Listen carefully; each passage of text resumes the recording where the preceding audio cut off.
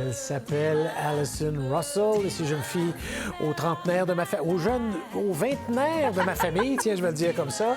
Il faut se déplacer pour aller la voir en tournée. Absolument. Alison Russell, c'est une fille qui est née à Montréal. À 15 ans, elle se retrouve à Vancouver, elle y vit. Et maintenant, elle habite Nashville pour des raisons Ça, c'est la place, hein? professionnelles, on comprend, mais aussi parce que c'est une fille qui est dans le folk, qui est dans le roots et qui, depuis 3 ans, c'est une ascension fulgurante. Il y a eu un premier album qui s'appelle Outside Child, qui a été salué.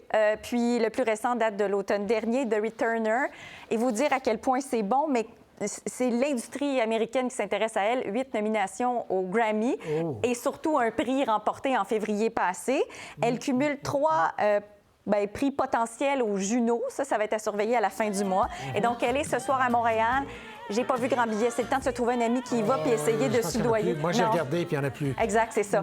Donc, puis elle est par contre, si jamais ça vous tente de faire un peu de route, à Québec samedi. Et la semaine prochaine, de lundi à jeudi, il y a Fredericton, Moncton et Halifax sur sa feuille de route. C'est ça. Une fois rendu à Québec. Goodbye, so long, farewell, all I need. Ooh, oblivion. Throw me in the ocean. Ooh, see if I can swim.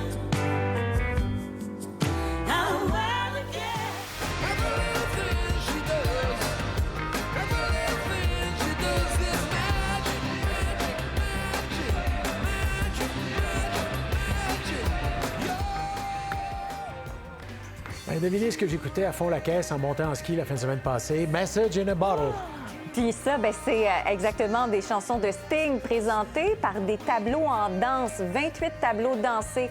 On parle de danse contemporaine, de danse urbaine, mais surtout pour raconter un propos, une histoire, c'est-à-dire l'histoire humaine derrière la vie des migrants, Marc-André. Donc, une famille déchirée par un pays en guerre. Et donc, c'est présenté depuis le début de la semaine à la Place des Arts, ce soir et demain à nouveau. Et ensuite, à Toronto, je n'ai lu que du bon. Et paraît-il que Sting a été époustouflé et totalement ému par cette proposition. Wow.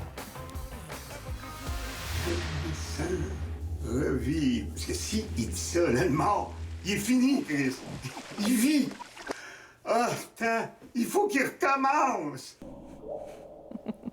Donc voilà un extrait de Marcel Sabourin. C'est un film documentaire qui s'appelle Au bout du rien pantoute. Au bout du rien pantoute, puis c'est dans le vrai de vrai joual, parce que, disons-le, Marcel Sabourin, c'est l'incarnation du joual au Québec, a décidé que dans la vie, il fallait être comme on parle et non l'inverse qui était proposé, je pense, dans les années 50, 60, 70 à la télé, à la radio. Et je Je ne trouve ça... comprends pas de quoi vous pouvez bien parler. La version apicodentale. Alors, tout ça pour dire que c'est un excellent documentaire réalisé par son fils. Sa capacité d'émerveillement dans une formule atypique. Il y a des monologues, il y a de la mise en scène là-dedans. Des fois, c'est du théâtre. Bref, il y a des témoignages aussi. Robert Charlebois, ici, et il se retrouve dans ce documentaire-là.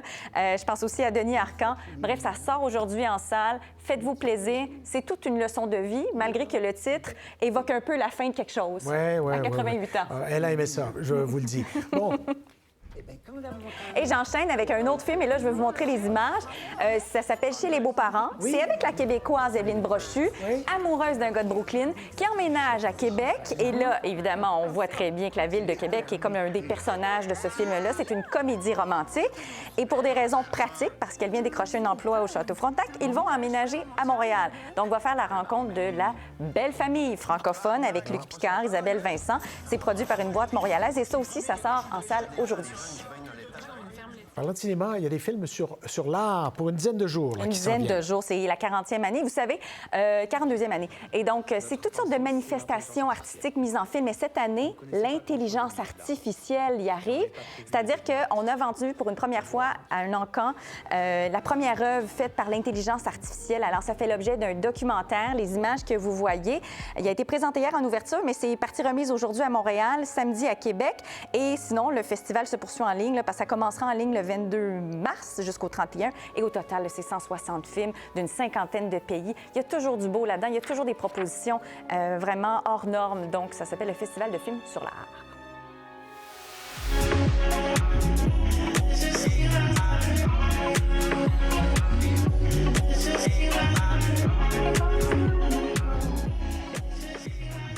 Clay and Friends. C'est pas un dessin animé, c'est vraiment un mini-album. Un mini-album pour 5 gars dont j'adore le style musical parce que, bon, ils sont dans le vent depuis à peu près 7-8 ans. Puis il y a toujours des idées qui sortent de là avec une ligne rythmique qui est très, très intéressante. Les 3 premières chansons, c'est de la bombe sur le total des 8. Alors, je vous dis, ça s'appelle Stun. Ça sort aujourd'hui. Et d'ailleurs, il y a une collaboration avec Pierre Quanders. Là, ils sont en Europe, les gars. Juste pour vous dire en ce moment, mais vont revenir au mois d'avril au Québec. Ils vont même aller à Toronto en mai. Et je vous laisse avec un autre extrait, bien sûr.